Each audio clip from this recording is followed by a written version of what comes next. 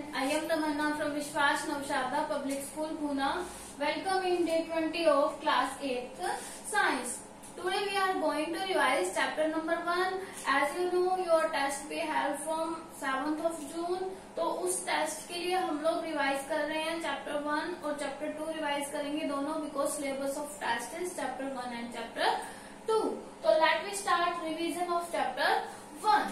देखिए चैप्टर 1 है, उसका नेम क्या है? Crop production and management. अब क्रॉप प्रोडक्शन एंड मैनेजमेंट को हम स्टार्ट करते हैं. देखिए आप लोगों को पता है कि हमारी जो लाइफ की बेसिक नीड है वो क्या है? फूड है.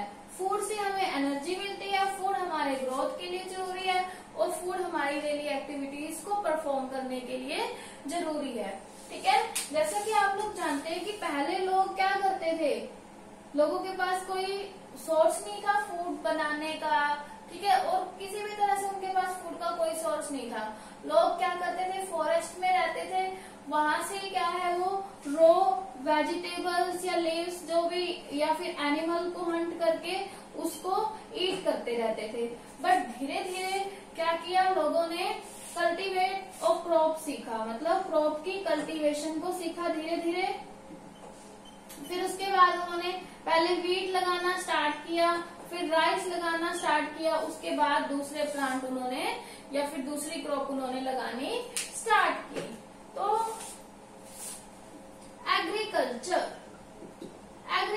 क्या है? एग्रीकल्चर साइंस की ऐसी ब्रांच है जो क्या है, क्रॉप की कल्टीवेशन से डील करती है, मतलब कि क्रॉप की प्रोडक्शन से डील करती है. उस ब्रांच को हम क्या बोलते हैं? एग्रीकल्चर. अब देखते हैं क्रॉप क्या है. क्रॉप क्या है? क्रॉप है जब हम सेम काइंड के प्लांट एक लार्ज प्लेस पर ग्रो करते हैं तो उसे हम क्या बोलते हैं? क्रॉप. अब देखो क्रॉप प्रोड्यूस क्या है? क्रॉप प्रोड्यूस है कि जो हमें क्रॉप से मिलने वाली प्रोडक्ट होगी उसे हम क्या बोलते हैं? Crop produce. नेक्स्ट हॉर्टिकल्चर क्या है? हॉर्टिकल्चर क्या है? साइंस की ऐसी ब्रांच जो क्या है वेजिटेबल्स, फ्रूट और कमर्शियल प्लांट की प्रोडक्शन से डील करती है. ठीक है, उसे हम क्या बोलते हैं? हॉर्टिकल्चर. मीन्स जो ब्रांच प्लांट वेजिटेबल और फ्रूट की प्रोडक्शन से डील करेगी. ओके, अब देखो आपको एक टेबल दी है बुक में, टेबल 1.1 है. उसमें क्या दिया है? Type of crop, crop produce. तो आपको पता होना चाहिए कि इस टाइप ऑफ क्रॉप से आपको कौन सा क्रॉप प्रोड्यूस मिलता है. जिस तरह से सीरियल्स, दालें होती हैं, मतलब दाने टाइप के जो भी होते हैं उसे बोलते हैं हम सीरियल्स. जैसे व्हीट, राइस, मेज, बाजरा, बार्ले, ये क्या है? सीरियल्स हैं. अब आपको सभी एग्जांपल पता होना चाहिए कि किस क्रॉप से आपको कौन सा क्रॉप प्रोड्यूस मिलेगा. अब देखो ये तो पता लग गया क्रॉप क्या होता है, क्रॉप प्रोड्यूस क्या होता है. बट इंडिया क्या है? बहुत वास्ट कंट्री है. वहाँ पे क्या है, मॉनसून के अकॉर्डिंग, मतलब वहाँ के सीजन के अकॉर्डिंग वहाँ पे क्रॉप लगाई जाती है, या फिर ऐसे रीजन के अकॉर्डिंग कि वहाँ पे रेनफॉल कम होता है या फिर रेनफॉल ज्यादा होता है, उसके अकॉर्डिंग क्रॉप्स जो है वो 2 टाइप की होती हैं. First is kharif crop, next is rabi crop. अब खरीफ क्रॉप क्या होती है? जो रेनी सीजन में लगाई जाती है. ठीक है, और रबी कौन सी रेनी सीजन में लगाई जाएंगी और कौन से सीजन में? मतलब रेनी सीजन के बाद जो बाद में सीजन आएगा 3-4 मंथ बाद, तब वो कट की जाती है. मीन्स ये लगाई जाती है जब मॉनसून स्टार्ट होता है जून जुलाई में. जब मॉनसून स्टार्ट होगा तब ये लगाई जाती है जून जुलाई में, और अक्टूबर नवंबर में ये काट ली जाती है. अक्टूबर नवंबर बोल सकते हैं या फिर सितंबर अक्टूबर भी बोल सकते हैं. मीन्स मॉनसून के एंड में इनको कट कर लिया जाता है. एग्जाम्पल क्या है इसके? राइस, राइस इसका एग्जाम्पल है. ठीक है, next we move on rabi crops. Rabi crops को कौन से सीजन में लगाया जाता है? विंटर में. मीन्स इनको कब लगाया जाता है? बिगिनिंग ऑफ विंटर सीजन, अक्टूबर नवंबर में इनको ग्रो किया जाता है. उसके बाद मार्च अप्रैल में उनको कट कर लिया जाता है. तो these are called rabi crops. ठीक है, अब हमने क्रॉप को लगाना तो है, क्रॉप को ग्रो करने के लिए हमें क्या है, क्या क्या एक्टिविटी करनी पड़ेगी, किस से हम उन्हें लगाएंगे, किस तरह से हमको इरिगेट करेंगे मतलब पानी देंगे। तो जितने भी एग्रीकल्चर प्रैक्टिसेस हैं हम सभी को रीड करते हैं। तो नेक्स्ट हमारा टॉपिक है agricultural practices. Agriculture practices means the process, ऐसे प्रोसेस है या फिर सीक्वेंस है पूरी जो क्या है किसी भी क्रॉप को ग्रो करने के लिए रिक्वायर्ड है। ठीक है,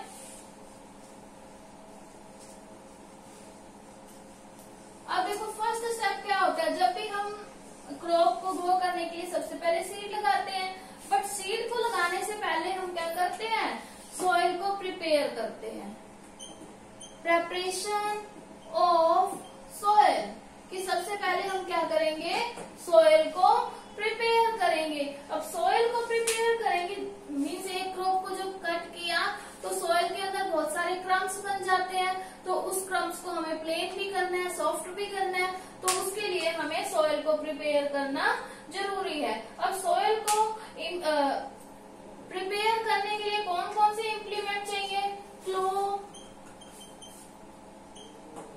ठीक है, एंड हो, ये इम्प्लीमेंट रिक्वायर्ड है सॉइल को प्रिपेयर करने के लिए। कल्टीवेटर भी बोल सकते हैं। Okay, these implement are required for preparation of soil. अब सॉइल को प्रिपेयर करने में भी कौन कौन से प्रोसेस आएंगे, प्लोइंग। प्लोइंग क्या होता है, the process of loosening and softening of the soil, means soil को लूज और सॉफ्ट करने का जो प्रोसेस है उसे हम क्या बोलते हैं, प्लोइंग। अब प्लोइंग जरूरी क्यों है, लूजनिंग करना क्यों इम्पोर्टेंट है। अगर हम सॉइल को लूज करेंगे, पहले हम देख लेते हैं कि लेवलिंग क्या है, फिर पढ़ेंगे रीजन, दोनों के सेम ही है। लेवलिंग क्या होती है, मीन्स सॉइल को लेवल किया जाता है, सॉफ्ट किया जाता है, किसकी हेल्प से, वुडन प्लैंक या फिर आयरन लेवलर की हेल्प से। अब लेवलिंग और प्लोइंग क्यों इम्पोर्टेंट है, अब देखो इससे क्या होता है, सॉइल के पार्टिकल लूज हो जाते हैं और उसके अंदर एयर जाना इजी हो जाता है, मीन्स रूट के अंदर एयर जाएगी, ठीक है, तो इजीली ब्रीथ कर सकते हैं प्लांट। अब सॉइल के पार्टिकल अगर लूज होंगे तो उससे क्या होगा, जो वाटर है वो भी इजीली अब्सॉर्ब हो जाएगा और जो सॉइल है वो रूट से नीचे तक पेनिट्रेट हो जाती है और वाटर जो है हर जगह मतलब हर पार्ट को मिल जाएगा। अगर सॉइल लूज नहीं होगी तो जो रूट है वो ऊपर ऊपर तक रहेंगे और प्लांट इजीली होल्ड नहीं हो पाएगा। ठीक है, अगर मिट्टी या फिर सॉइल सॉफ्ट है तो रूट नीचे तक जाएंगी और इजीली होल्ड हो जाएगा पूरा प्लांट। ठीक है, नेक्स्ट है, और क्या करेगा, अगर सॉइल सॉफ्ट होगी तो उसके अंदर जो वीड्स मीन अनवांटेड प्लांट उसके अंदर ग्रो हो जाते हैं उसको भी रिमूव करने में हेल्प करेगी। नेक्स्ट है, जो लूज सॉइल है उसके अंदर प्लांट की ग्रोथ भी क्या होगी, अच्छे से होगी। और नेक्स्ट है, जैसे ही हम सॉइल के अंदर प्लोइंग करते हैं तो सॉइल क्या है, टर्न हो जाती है, ऊपर वाली सॉइल के अंदर न्यूट्रिएंट होते हैं वो वाली नीचे चली गई, जिसके अंदर न्यूट्रिएंट नहीं है वो ऊपर आ गई। तो जैसे ही मैन्योर फर्टिलाइजर कुछ भी ऐड करेंगे तो ऊपर वाली सॉइल में भी न्यूट्रिएंट आ जाएंगे। इस तरह से टर्निंग ऑफ सॉइल होता रहता है। ठीक है, अब अर्थवॉर्म क्या है, सॉइल में रहते हैं, ये फार्मर के फ्रेंड है क्योंकि ये सॉइल को सॉफ्ट करते हैं, ऊपर वाली मतलब मिट्टी को टर्न करते रहते हैं, जिससे क्या है न्यूट्रिएंट पूरी मिट्टी में रिप्लेनिश हो जाते हैं। This is the preparation of soil. Let me move on second step, selection and sowing of seed. Selection and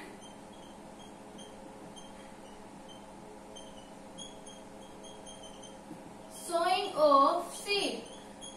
अब देखो सबसे पहले हम क्या करते हैं, सीड को सोन करने से पहले सिलेक्ट करेंगे, हेल्दी सीड को सिलेक्ट करेंगे। वो आप लोगों को पता है कैसे करते हैं कि हम पानी ले लेते हैं, पानी के अंदर सीड को डालेंगे जो हमने परचेज किए, तो कुछ सीड फ्लोट होने लग जाएंगे और कुछ सीड क्या होंगे, सिंक होंगे।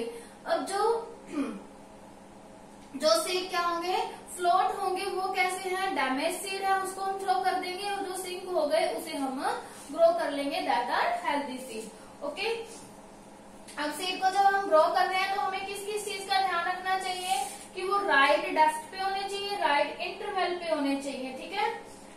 अगर इस तरह से सीड नहीं होंगे तो सीड ग्रो नहीं करेंगे, प्रॉपरली ग्रो नहीं करेंगे, ग्रो तो करेंगे। अब नेक्स्ट है कि सीड को सोव हम कैसे करते हैं। सीड को सोव किससे करते हैं? बाय ट्रेडिशनल टूल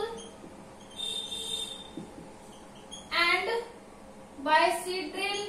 इससे हम क्या करते हैं? सीड को सोव करते हैं। ओके, ट्रेडिशनल टूल मीन्स पहले वाले टूल थे जो क्या है, जिसके अंदर एक बुलक की हेल्प से उसको खींचा जाता था और उसके ऊपर एक इस तरह से होता था, वहां पे सीड डालते रहते थे और नीचे पाइप से सीड निकल के पूरे फील्ड में ट्रांसफर होते थे। बट उसका मॉडर्न क्या है? Seed drill. जैसे उसमें एक पाइप होती थी नीचे सीड ग्रो करने के लिए या सीड को पेनिट्रेट करने के लिए, बट सीड ड्रिल में क्या होती है, ऊपर तो एक ही होगी फनल टाइप के, लेकिन नीचे बहुत सारी होती है कि पूरे फील्ड में एक साथ हम क्या है, सीड को ग्रो कर सकते हैं। ओके, नेक्स्ट क्या है हमारा? ट्रांसप्लांटेशन। अब देखो सीड ड्रिल से क्या होगा, एक तो टाइम से होगा, दूसरा क्या है, जो सीड है वो यूनिफॉर्मली ग्रो होंगे, क्योंकि इसके अंदर प्रॉपरली गैप होता है, सेम गैप होता है, तो यूनिफॉर्मली ग्रो करेंगे, जिससे क्या है, इनके अंदर एयर के लिए, फूड के लिए कंपटीशन पैदा नहीं होगा प्लांट के अंदर, और सभी को प्रॉपरली न्यूट्रिशन मिलता रहेगा। अब ट्रांसप्लांटेशन क्या होता है कि नर्सरी में सीड को ग्रो किया जाता है, जब वो छोटे छोटे प्लांट हो जाते हैं तो वन बाय हैंड से हम उसे फील्ड में ग्रो कर लेते हैं, दैट इज ट्रांसप्लांटेशन। ये क्या है? सीड को सोन करने के मेथड है। कौन कौन से? Traditional tool, seed drill and transplantation. Let we move on third part, that is replenishment of nutrient in the soil. Replenishment of nutrient in the soil. अब सोयल के अंदर न्यूट्रिशन जो है, न्यूट्रिएंट वो कैसे, किस तरह से रिप्लेनिश होंगे। अब देखो सबसे पहले हम इसका नेचुरल मेथड देखते हैं। नेचुरल मेथड में क्या आता है? फैलोइंग। फैलोइंग क्या है? लैंड को कुछ टाइम के लिए अनकल्टिवेटेड छोड़ दिया जाता है, मीन्स बिना कुछ प्लांट लगाए, ताकि उसके अंदर न्यूट्रिशन जो है, न्यूट्रिएंट जो है अपने आप रिप्लेनिश हो जाए। नेक्स्ट क्या है? Crop rotation. अब क्रॉप रोटेशन क्या है कि हम बार बार एक ही क्रॉप नहीं लगाते फील्ड में, एक बार कोई कुछ क्रॉप लगाए, दूसरी बार हम सेम क्रॉप नहीं लगाएंगे, मतलब कोई और टाइप की क्रॉप लगाएंगे। अगर एक ही क्रॉप को बार बार लगाते रहेंगे तो उस क्रॉप को जो न्यूट्रिएंट चाहिए वो सॉइल से खत्म ही हो जाएंगे, ठीक है। नेक्स्ट है मिक्स क्रॉपिंग। मिक्स क्रॉपिंग का मतलब है कि हम जब एक क्रॉप लगाते हैं फील्ड में तो उसके साथ हम कोई दूसरी छोटी क्रॉप लगा लेते हैं, जिसके लिए इतने ज्यादा न्यूट्रिशन रिक्वायरमेंट नहीं होते, ठीक है। अब एग्जांपल दिया है कि कॉटन के साथ हम ग्राउंड नट लगा देते हैं, ठीक है। जैसे मतलब कपास के बीच में मूंगफली लगा देते हैं, तो जो ग्राउंड नट है वो क्या है? लेगुमिनस प्लांट है, उसके जो रूट्स है उसके अंदर राइजोबियम बैक्टीरिया रहेंगे, जो क्या है, एटमॉस्फेयर से नाइट्रोजन को लेके सॉइल के अंदर नाइट्रोजन को फिक्स करते रहेंगे। ये तो था नेचुरल मेथड। अब आर्टिफिशियल मेथड क्या है? मैन्योर और फर्टिलाइजर। फार्मर क्या करते हैं? मैन्योर और फर्टिलाइजर का यूज करते हैं। मैन्योर तो ऑर्गेनिक सब्सटेंस है, ठीक है, लेकिन फर्टिलाइजर क्या है, उसे फैक्ट्री में प्रिपेयर किया जाता है। लेकिन मैन्योर क्या है? बायोलॉजिकल प्रोसेस है।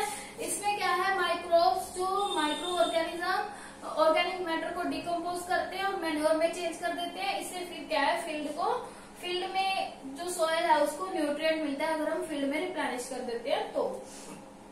अब एडवांटेज की मैन्योर की एडवांटेज क्या है? देखो इससे क्या है, वाटर होल्डिंग कैपेसिटी बढ़ेगी, और इससे क्या है, सॉइल पोरस हो जाती है और इजीली गैसेज एक्सचेंज हो जाएंगी, और इसके अंदर सॉइल फ्रेंडली माइक्रोब्स जो है उसके नंबर इंक्रीज हो जाते हैं, सॉइल का टेक्सचर अच्छा हो जाता है, सॉइल में ह्यूमस ऐड हो जाते हैं, और ये मेन बात की ये एक्सपेंसिव नहीं है, ठीक है, और इससे वाटर पोल्यूशन नहीं होता। अब हम देखते हैं कि फर्टिलाइजर की डिसएडवांटेज क्या है। फर्टिलाइजर की डिसएडवांटेज क्या है? एक तो इससे वाटर पोल्यूशन होता है, दूसरा ये नॉन बायोडिग्रेडेबल है, सॉइल पोल्यूशन